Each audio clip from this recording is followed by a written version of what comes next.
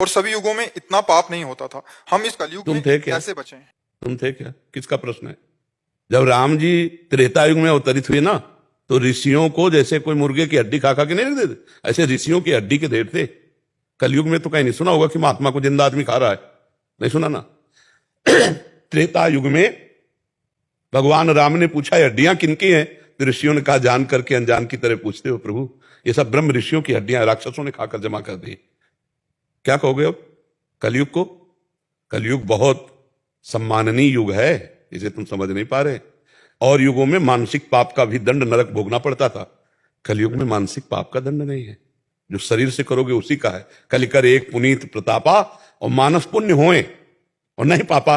मानसिक सोच लिया, पक्का विचार किया कि कल वृंदावन जाएंगे और 500 संतों को भोजन पवाएंगे, और आप नहीं आ पाए, तो 500 संतों को भोजन पवाने का आपके पास पुण्य एकत्रित कर दिया कलयुग ने। कलयुग समयुग आन नहीं, जो नर कर विश्वास, गाय राम गुण गण विमल, भव बिन तरहि प्रयास। कैसी बात करते हो? कलयुग के समान कोई युग ही नहीं बच्चा। जो 10-10 हजार वर्ष तपस्या करने पर बात बनती थी, वो 24 घंटे नाम कीर्तन पर करने पर बात बन जाएगी। जय हो कलयुग की। कैसी बात करते हो बच्चा? जब हम पापाचरण करते हैं तो हर युग में कलयुग है, और जब हम भगवान का भजन करते हैं तो हर समय सतयुग है। अब बताओ कहां कलयुग है? यहां तुम्हें कलयुग दिखाई दे रहा है? तो कलयुग हियां है नहीं। हम माताओं बहनों की तरफ पाप दृष्टि से देखें तो कलयुग, हम दूसरे की धन चोरी करें तो कलयुग, हम दूसरे की हिंसा करें, मुर्गा मछली खाएं तो कलयुग, हम पापाचरण करेंगे तो कलयुग। नहीं तो कहां कलयुग है बच्चा? तो कलयुग यही है, मदिरा पीना, परिस्त्री गमन करना, हिंसा करना, स्वर्ण की चोरी करना, जुआ खेलना, यही तो है कलयुग के स्थान। तो उन स्थानों को मत छो, तो कलयुग है ही नहीं। क्या हर युग में ये नहीं था क्या? बहुतायत थे, बहुतायत थे, बहुतायत नहीं बहुतायत। अब तुम्हें सब शास्त्रों का ज्ञान नहीं, इसलिए तुम्हें पता ले।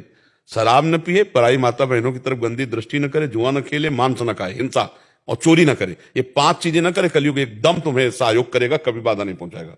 और ये 5 करोगे तो मिटिया मेट कर देगा, पक्का मिटिया मेट कर देगा। जब ब्रह्मा जी के 4 पुत्र हैं युग रूप में, सतयुग, त्रेता, द्वापर, कलयुग, तो ब्रह्मा जी ने नरक आदि का सब निर्माण हुआ जब, तो सतयुग से कहा कि बेटा हमें पता है तुम्हारा स्वभाव बहुत पवित्र है, तो तुम अपने राज्य में ऐसी व्यवस्था रखना कि नरक भी बनाया है हमने। बोले पिताजी हमारे राज्य में कोई नरक जाए, असंभव।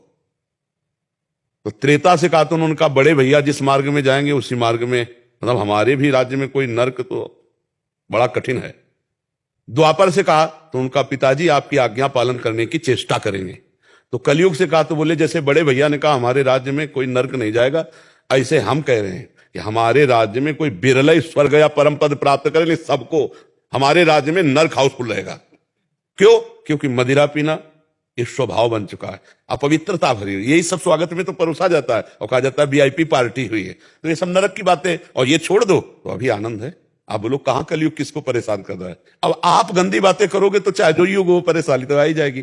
कानून है, धर्मशास्त्र है, फिर वो आपको परेशान कर देंगे। नहीं प्रभु, वो तो बचपन से ही मम्मी पापा ने नहीं सब आदत, तो सही चीजों की आदत नहीं डाली है। तो तुम अपने दिमाग में क्या डाल लिया कलयुग के विरोध भाव? प्रभु क्या कह रहे हो, जैसे अभी यहाँ है तब जितनी देर यहाँ है वृंदावन में तब तक तो ये चीजें नहीं होती हैं। जैसे ही अपने काम पे पहुंचे तो गृहस्थी से भी ये चीजें प्रेशर करती हैं इधर उधर। नहीं, हम ये कह रहे हैं बच्चा पहले समझो, जैसे बाजार लगी है तो जो चीज हमें नहीं खरीदना वो हमको परेशान करती है क्या?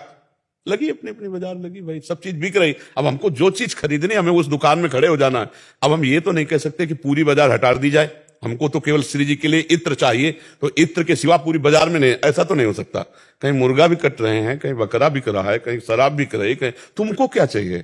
तो भगवान का संसार है, इसमें सब अलग अलग खोपड़ी के अलग अलग खेल हो रहे। तुम कौन से खेल खेलना चाहते हो? अगर तुम कलयुग रहित खेल खेलना चाहते हो तो ये चीजें छोड़ दो, अपने आप आनंदित रहोगे। हमको कोई गिरा कैसे सकता है?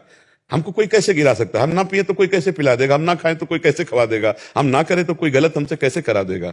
हम राजी हो जाते हैं गलत करने में, क्योंकि हमको लगता है इसमें सुख है, इसलिए हमारा पतन हो जाता है। दोष देते हैं कलयुग का।